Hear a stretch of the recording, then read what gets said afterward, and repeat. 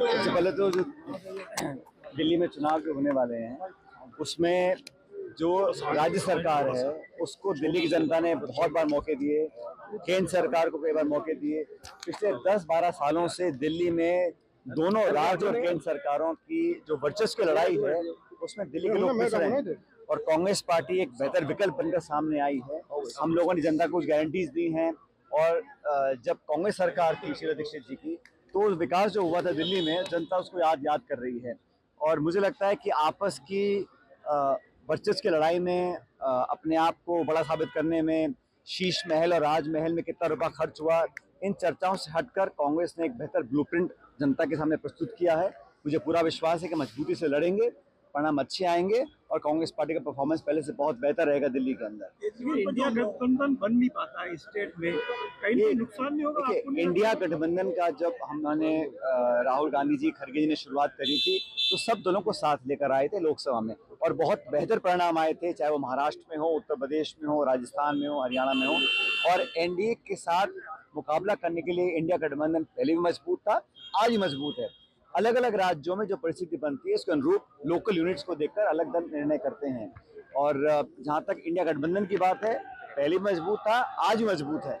और भारतीय जनता पार्टी को चुनौती देने के लिए नेशनल लेवल पर अगर कोई दल है तो वो कांग्रेस पार्टी है। केजरीवाल जी पर कल हमला हुआ था, वो किस तरह से देखते हैं? मुझे लगता है कि हिंसा की कोई जगह राजनीति में नहीं होनी चाहिए, लेकिन जो जनता जवाब मांग रही है, जिन लोगों को सत्ता दी थी दिल्ली में, केंद्र में, राज्य में, दोनों भाजपा और आम आदमी पार्टी सिर्फ आपस में तू तड़ाक और आरोप प्रत्यारोप में फंस गई है।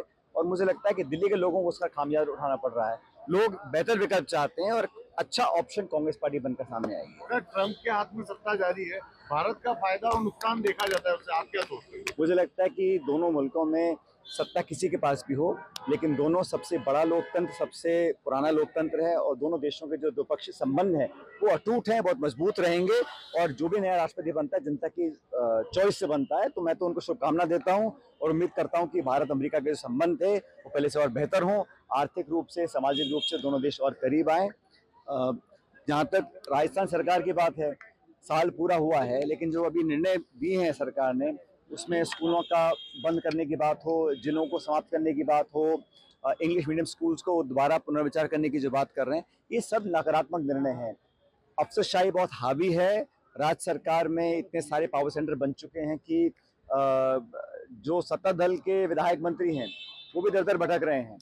तबादलों पर जो नया जो विवाद पैदा हुआ है उस पर भी सरकार को स्पष्टीकरण करना चाहिए। आने वाला सत्र चालू हो 31 तारीख को और हम सब लोग सरकार की जवाबदेही तय करेंगे, उनको मजबूर करेंगे कि वो जनता के हित में काम करें।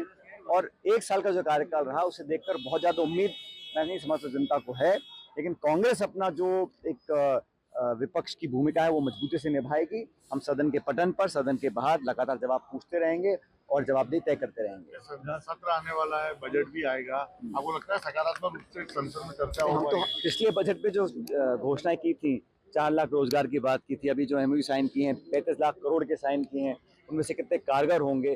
तो पारदर्शिता के साथ सरकार को अपनी बात रखनी चाहिए। हम तो चाहेंगे चर्चा हो, लेकिन सदन को चलाने की जिम्मेदारी सरकार की होती है। हर मुद्दे पर चर्चा हो। और कई बार जैसे मैंने देखा है पार्लियामेंट के अंदर, लोकसभा के अंदर हाउस एडजर्न कर सरकार अपने जवाब देने से बच जाती है और हम लोग जवाब मांगते हैं। तो सार्थक चर्चा हो, संवाद हो, पूरा देश प्रदेश देखे कि सत्ता पक्ष विपक्ष किस प्रकार का आचरण रखते हैं। हम तो हमेशा सदन चलाने के पक्ष में रहे हैं। इस सत्र में भी हम चाहेंगे, बड़ा महत्वपूर्ण सत्र है बजट सत्र, हम चाहते हैं चर्चा हो, सवालों के जवाब दिए जाएं और मंत्री मुख्यमंत्री सदन के पटल पर प्रदेश के प्रति जुड़ने का। कई नेता जो है अलग अलग जिलों के इलाके के आपसे आके मिल रहे हैं, उनके जिलों में बुला रहे हैं, आपको इनवाइट कर रहे हैं। किस तरह से अब आप अपने राजस्थान में अपनी भूमिका को देखते हैं, क्योंकि बड़ी जिम्मेदारी आपको अभी तक अलग अलग नेताओं को, कार्यकर्ताओं को पार्टी जिम्मेदारी देती है और हम सबको अलग अलग हमारे काम बांटे हुए हैं, लेकिन राजस्थान के साथ जो संबंध है, जो रिश्ता है वो अटूट है और यहाँ के लोगों के प्रति, यहाँ के कार्यकर्ताओं के प्रति जो हमारे दिल में जगह है उसको कोई कम नहीं कर सकता। आज हम विपक्ष में हैं, लेकिन जहाँ जहाँ कार्यकर्ताओं को ज़रूरत है, पार्टी को ज़रूरत है, संगठन के रूप से जहाँ जहाँ जनता बुलाती है हम सब लोग वहाँ जाते हैं और सबको साथ लेकर चलते हैं। और कांग्रेस पार्टी विपक्ष में है, लेकिन हम सबकी जो मजबूती, हमारी एकजुटता है और हम सब कार्यकर्ता नेता एक परिवार के रूप में काम कर रहे हैं, हमारी सबसे बड़ी ताकत है। लेकिन एक बड़ी जिम्मेदारी आपको मिले, सबकी यही इच्छा है। फिर मेरे को तो जिम्मेदारी दे रखी छत्तीसगढ़ की, वो मेरा राज्य है, मैं जिम्मेदार हूँ। लेकिन राजस्थान के अंदर यहाँ से मैं चुनकर गया हूँ, यहाँ पर बहुत काम करने का मौका मिला है, सत्ता में भी विपक्ष में भी। तो यहाँ के लोग, यहाँ की जनता, यहाँ के कार्यकर्ता, यहाँ की मिट्टी के साथ जो संबंध है, वही मेरी सबसे बड़ी उपलब्धि है। ठीक, थैंक यू।